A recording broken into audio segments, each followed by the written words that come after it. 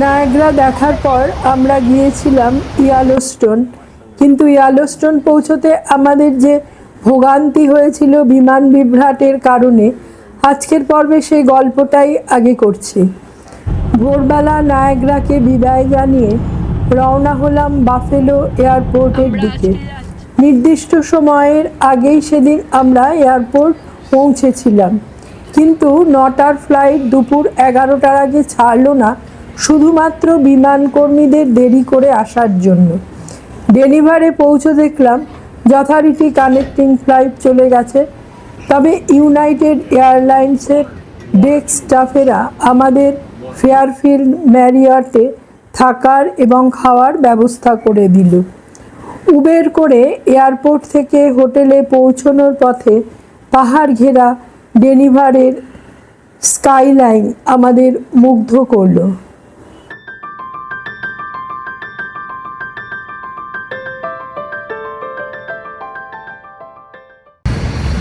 আচ্ছা, আমরা এখন দাঁড়িয়ে আছি ডেনিভার ফেয়ারফিল্ড হোটেলের একদম সামনে। আচ্ছা, এই যে এখানে এই যে শাটেল বাসে করে ওরা এখান থেকে এয়ারপোর্টে নিয়ে যায়, আবার এয়ারপোর্ট থেকে নিয়ে আসে এই শাটেল বাসে করে। আর এই দিকে হচ্ছে ওদের হোটেলের ঢোকার এটা এন্ট্রান্সটা, এই এন্ট্রান্স।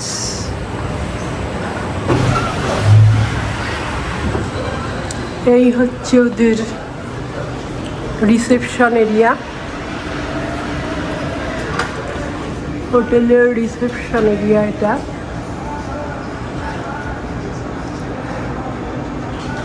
এই পুরো রিসেপশন এরিয়াটা। এখানে আবার যদি কেউ কিছু কিনে খেতে চায় সেই সবেরও ব্যবস্থা রয়েছে এখানে। সব নানা রকমের কর্নার মার্কেট। আর এইদিকে ব্রেকফাস্ট কমপ্লিমেন্টারি। আমরা খেয়ে গেছি, এই জায়গায় বসে খাওয়া দাওয়া হয়। ব্রেকফাস্ট ভালোই। অনেকগুলো ঘরটা আমাদের পরে দেখাচ্ছি।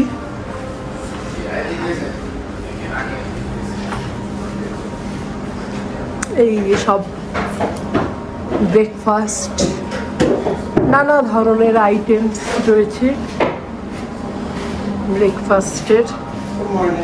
Good morning. খুব ভালো ব্রেকফাস্ট করেছি আমরা।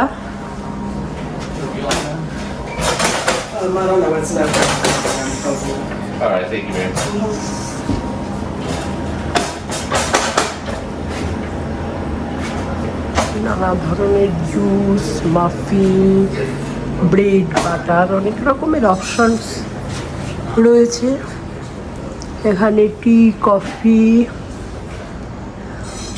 নানা ধরনের ফ্রুটস, সব কিছু রয়েছে। আর এই হচ্ছে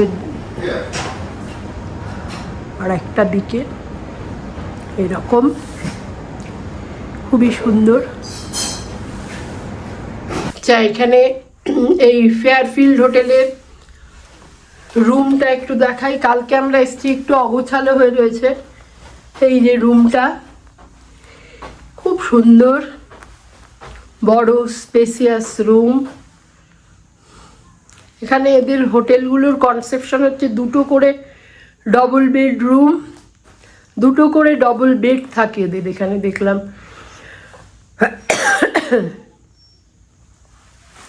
এখানে এই কফি মেকার রয়েছে, মাইক্রো ওভেন রয়েছে, ফ্রিজ রয়েছে, বিরাট বড় টিভি। টিভিতে আমার নামটাও রয়েছে এখানে। খুব সুন্দর। আর হচ্ছে সবচেয়ে এখানে প্রত্যেকটা হোটেলের ভেতরেই হচ্ছে এরকম আয়রন করার, ইস্ত্রি রয়েছে, আয়রন। এটা রুমের ভিতরে এই যে ইস্ত্রি, লন্ড্রি ব্যাগ সব রয়েছে। আর সবচেয়ে ভালো হচ্ছে এখানে অ্যাক্সেসেবল টয়লেটটা দেখাই। ভীষণ সুন্দর অ্যাক্সেসেবল টয়লেট, হুইল চেয়ার নিয়ে সুন্দর চলে আসা যায় স্নান করে। টাওয়েলগুলো একটু অগোছালো হয়ে রয়েছে, আমরা ব্যবহার করেছি। এই বেসিন,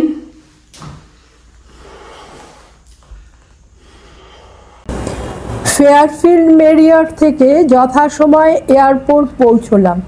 3-4 বার গেট বদল করার পর দুটোর ফ্লাইট ছাড়লো 7টায়। 1.5 ঘন্টা পরে ফ্লাইট নামলো, কিন্তু এটা বিলিংস এয়ারপোর্ট, ওয়েস্ট ইয়েলোস্টোন নয়।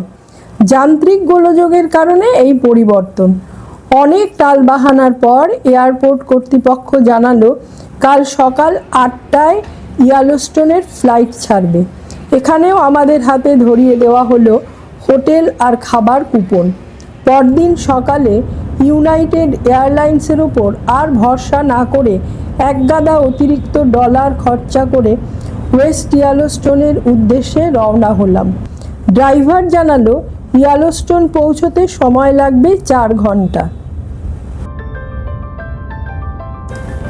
বিলিংস থেকে ইয়েলোস্টোনের পথটা ছিল ভীষণ রকমের সুন্দর।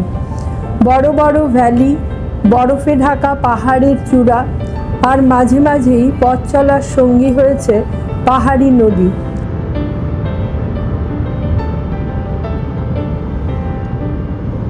আবার কখনো কখনো পেরিয়েছি ছোট ছোট জনপদ, ভীষণ শান্ত আর নিরিবিলি।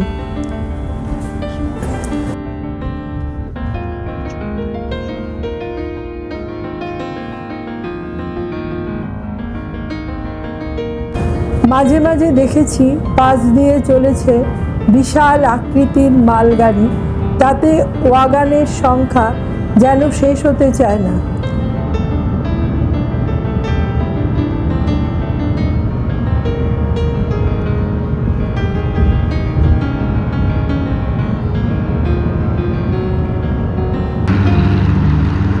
আমরা এখন একটা ইয়েলোস্টোন যাচ্ছি, একটা জায়গায় থেমেছি কফি টফি খাওয়ার জন্য। জায়গাটা ভারী সুন্দর, পুরো ফাঁকা। ফার্ম হাউস কফি নাম।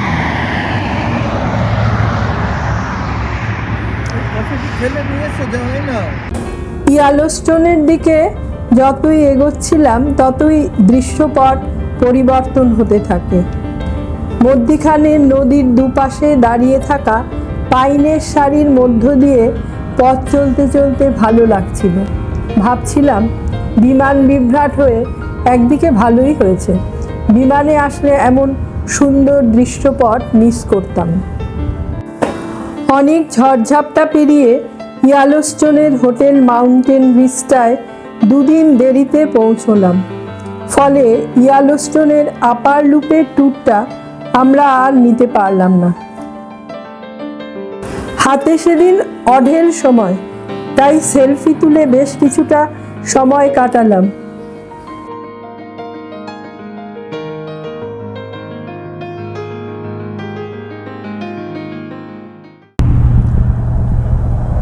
হোটেল মাউন্টেন ভিস্টা এর সারাউন্ডিংসটা অপূর্ব।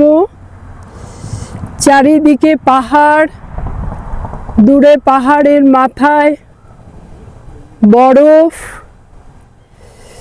অপূর্ব। এই চারপাশটা একটু আগে দেখাই, তারপর হোটেলটা।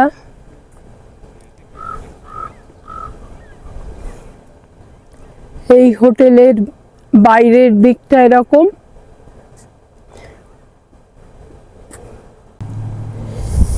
এইটা হচ্ছে হোটেলের এন্ট্রান্স।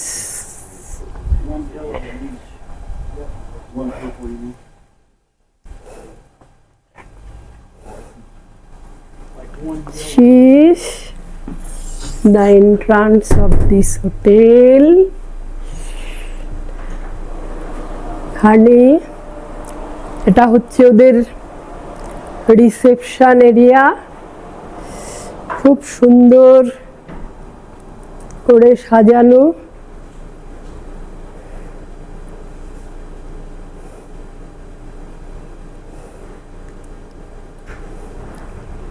দারুণ সুন্দর সাজানো হোটেলের রিসেপশন এরিয়া। এখান থেকে কফি নিয়ে খাওয়া যায়। আর এইখানে ওদের ব্রেকফাস্ট হয়, এখন তো নেই, সকালবেলা ব্রেকফাস্ট হয় এখানে। ওদের ওপরের দিকেও অনেক ঘর রয়েছে।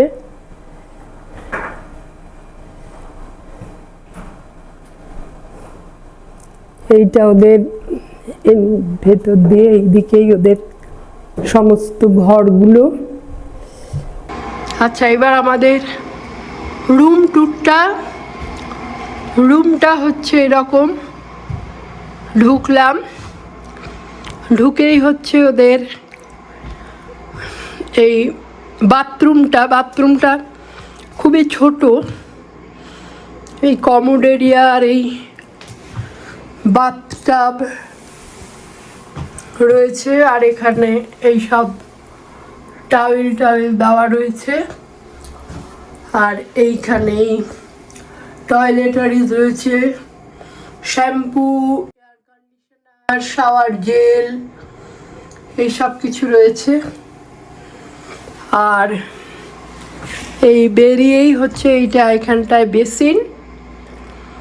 বেসিনের মধ্যে ওই সাবান, একটা সোপ রয়েছে, একটা সাবান দিয়েছে, আর একটা হচ্ছে মেকআপ রিমুভার ওয়াইপ। এইরকম মোটামুটি এটা একটা বেসিক হোটেল। এই ডাবল বেড, দুপাশে দুটো টেবিল রয়েছে, আর এইখানে আর একটা টেবিল, একটা ছোট্ট সোফা, এয়ার কন্ডিশনিং এটার মধ্যে বোধহয় গরম এবং ঠান্ডা রাখা দুরকমই ব্যবস্থা। একটা আলমারিও রয়েছে, আলমারির ভেতরে কি আছে এখনো আমার দেখা হয়নি, একটু ভেতর দিকটায় দেখি। এই আলমারিটা ওপরে একটা ব্ল্যাঙ্কেট মতো রয়েছে, হ্যাঙ্গার রয়েছে আলমারিটা এটা। আচ্ছা, এই পাশে রয়েছে মাইক্রো ওভেন। এটা এখানকার সব হোটেলেই দেখলাম মাইক্রো ওভেন রয়েছে, ফ্রিজ রয়েছে, কফি মেকার আছে, কফি তৈরির নানা রকম সরঞ্জাম রয়েছে। এটা একটা টেবিল ল্যাম্প, এটা একটা খাওয়া দাওয়া পড়াশুনো করার জন্য একটা টেবিল, একটা চেয়ার। মোটামুটি এই হচ্ছে এটার ঘর। এখানে এদিকে যাই, ওদের পেছন দিকেও একটা বেরোনোর জায়গা আছে, সেইখান থেকে একবার বেরিয়ে দেখি। এখানে চাইলে আইস ব্যবস্থা রয়েছে।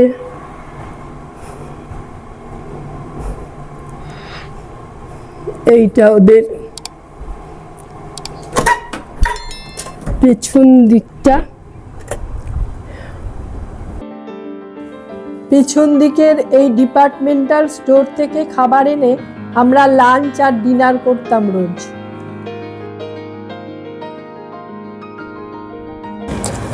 আজকের ভিডিওটা এখানেই শেষ করছি। পরবর্তী পর্বে থাকবে টেটন ন্যাশনাল পার্ক বেড়ানোর গল্প।